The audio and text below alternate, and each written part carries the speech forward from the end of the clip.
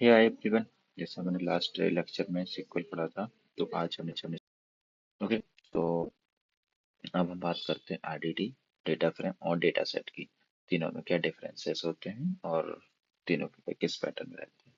तो अगर पाइथन के रिस्पेक्ट में बात करें, तो ये पाइथन आईडीडी और डेटा सेट दोनों के लिए यूजफुल है। डेटा सेट की कंसर्न नहीं है, क्योंकि ये सिर्फ जेवीएम यूज करता है। आईडीडी में स्कीमा नहीं होती है, डेटा फ्रेम में कॉलम नेम और उसके टाइप होते हैं, राइट।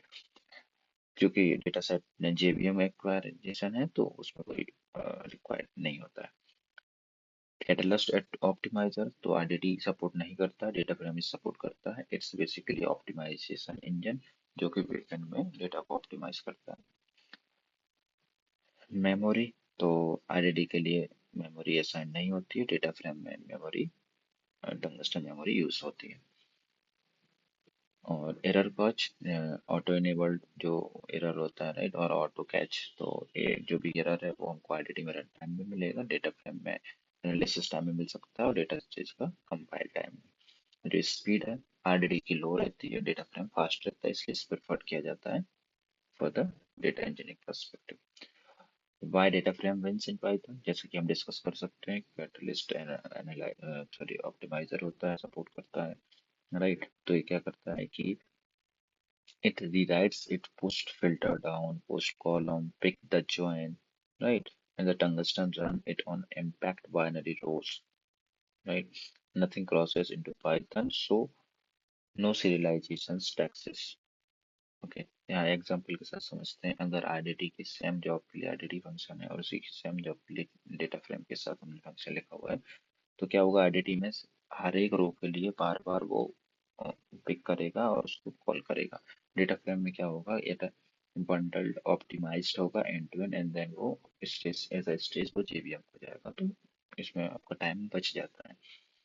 तो एक क्वेश्चन आता है कि आरडीडी का यूज कब करना चाहिए। तो अगर आप अनस्ट्रक्चर्ड इनपुट जिसमें आपका स्कीमा नहीं है उसके साथ डील करनी हो, या फिर आप जेन्युइनली कंट्रोल करना चाहते हैं पार्टीशनिंग का और कस्टमाइजेशन करना चाहते हैं सफलिंग का, तो आप उसमें यूज कर सकते हैं। और लीगेसी कोड के लिए अगर आपका कोई ऐसा कोड है जो सपोर्ट करता है, तो उसके लिए आप कर सकते हैं।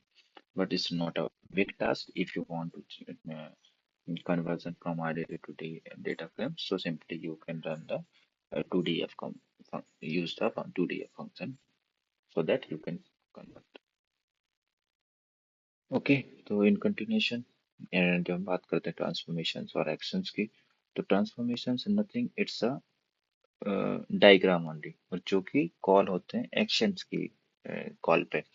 जैसे आप देख पाएंगे, transformation is a lazy process जो कि आपको बताता है एक रेसिपी। अगर कोई अपन जैसे कुछ वो बनाते हैं तो उसकी रेसिपी जैसे डिसाइड होती है, उसके बाद एक्शन में क्या होता है, हम उसको सिंगल यूनिट में ब्रेक करके उस काम को स्टार्ट करते हैं, एक्चुअल काम को। तो ये होता है कि जैसे select filter where with column drop, ये जितने भी आपके फंक्शंस हैं ये आपके ट्रांसफॉर्मेशंस कहलाते हैं। और एक्शन में आता है जैसे show, collect, count, first takes, like this, right. तो जैसे अगर आप इस एग्जांपल में देखें, अगर मैं किसी चीज़ को रीड कर रहा हूँ, अभी कोई भी एक्शन नहीं हो रहा है, फिल्टर कर रहा हूँ, कोई भी एक्शन नहीं हो रहा है, ग्रुपिंग कर रहा हूँ, कोई भी ऑप्शन नहीं हो रहा है, जैसे ही मैंने शो फंक्शन कॉल किया, तो फिर जो ऊपर वाले जिस सीक्वेंस में हमने ट्रांसफॉर्मेशन को राइट किया था, उस सीक्वेंस में वो कॉल हो जाएंगे, राइट। तो इसी के बेसिस पे आप यहाँ पे दो टर्म्स होते हैं, नैरो एंड वाइड। तो नैरो में बेसिकली क्या होता है, it's a cheap no shuffling required, right. But for wide it's a like for single input it will touch with the multiple output, और for multiple output it will touch for multiple input। तो इसमें क्या सफलिंग होती है, जैसे narrow में simply आपका एक ग्राफ बन जाता है जिसमें एक इनपुट करस्पॉन्डिंग एक पार्टीशनिंग इनपुट पे एक पार्टीशन करता है, और एक पार्टीशन का एक ही आउटपुट होता है, जैसे फिल्टर हो गया, सेलेक्ट या यूनियन। बट वाइड में क्या होता है, उसमें जैसे ग्रुप बाय यूज करते हैं, राइट। तो मल्टीपल इनपुट के लिए आपका मल्टीपल आउटपुट भी हो सकते हैं, और एक आउटपुट के लिए मल्टीपल इनपुट भी इनपुट पार्टीशनिंग भी यूज कर सकते हैं, that the difference thing, right. तो अभी आप देखेंगे कि जैसे अपन ने बात किया कि वाइड और नैरो में ये डिफरेंसेस होते हैं। उसके बाद अगर मुझे चेक करना है, राइट, किसी के लाइक कैसे वो काम कर रहा है, तो simply D1 dot x plan pro के साथ आप उसका प्लान चेक कर सकते हैं कि कैसे किस वे में प्लान प्रिपेयर्ड हुआ है। बस, तो एक की टिप्स है, लाइक अगर आप किसी फंक्शन या किसी भी कोड में कलेक्ट का यूज करते हैं तो इसमें क्या करता है, ये सारा का सारा डेटा ड्राइवर को में लोड करके देता है, इसलिए इसमें आउट ऑफ मेमोरी इशू आ सकता है फॉर बिग टेबल। तो वी आर रिकमेंडिंग कि हम उसके लिए तो take top any those we are checking for collecting the data. अब हम बात करते हैं डेटा फ्रेम्स एंड सीक्वल्स की।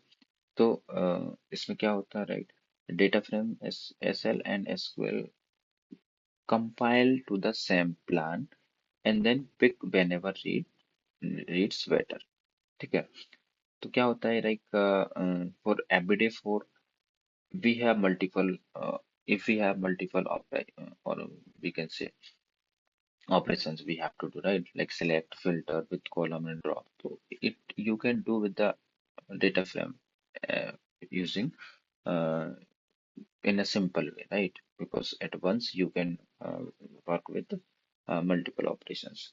Also, if you want to work with group और एग्रीगेशन के साथ काम करना, तो उसके लिए भी आपका डेटा फ्रेम कॉन्सेप्ट बहुत बढ़िया होता है, क्योंकि उसमें आप डायरेक्टली एफ फंक्शन का यूज करके, जो कि आपका पाइसपाक का इनबिल्ट फंक्शन है, उसके थ्रू आप सम, काउंट, एवरेज सब कुछ यूज कर सकते हैं। और इसी साइड से आप जॉइन भी यूज कर सकते हैं, जिसमें आपको सिंपली सिर्फ हाउ सेक्शन में डिक्लेयर करना होता है कि किस जॉइन के साथ आप काम करना चाह रहे हैं। और ये आपको एक्स्ट्रा बेनिफिट देता है, जो कि विंडोज फंक्शन है। विंडोज फंक्शन में आपका सिंपली आप रोनम के साथ किसी भी पैटर्न में कोई भी पार्टीशनिंग के साथ डेटा को सिक्वेंशियल कर सकते हैं। रैंक होता है, डेंसनिंग होता है, जिसमें आप डेटा की रैंकिंग कर सकते हैं, जो बेसिकली अगर आपको डुप्लीकेट डिटेक्ट करना है तो ये rank very useful that so that things. और एग्जैक्ट सेम थिंग आप सिक्वल में भी कर सकते हैं। ये सेम प्लान सिक्वल का भी रहता है, लेकिन उसमें आपको, जैसे अपन ने पहले देखा था, कि उसका काइंड ऑफ राइटिंग अलग होता है। अब अगर मेरी बात आती है कि अगर हम इसको कैसे फास्ट बनाता है, राइट, वो एंड टू एंड प्रोसेस को, तो इसमें क्या करता है कि almost every slow job we have observe three things. पहला, उसमें टू मच सफलिंग हो रहा होगा। दूसरा, उसमें या तो स्क्यूड की होगा। या तीसरा, वो क्या कर रहा होगा कि मोर देन यू नीड ऐसे डेटा को रीड कर रहा होगा। तो इन सब का सॉल्यूशन होता है, अगर हम स्टेप बाय स्टेप बात करें। पहला होता है पार्टीशनिंग, जो कि स्पार्क ऑटो पार्टीशनिंग करता है। उसके बाद भी अगर आप चाहते हैं कि उसमें आपका कोई स्क्यू किया आता है, skew is nothing like it's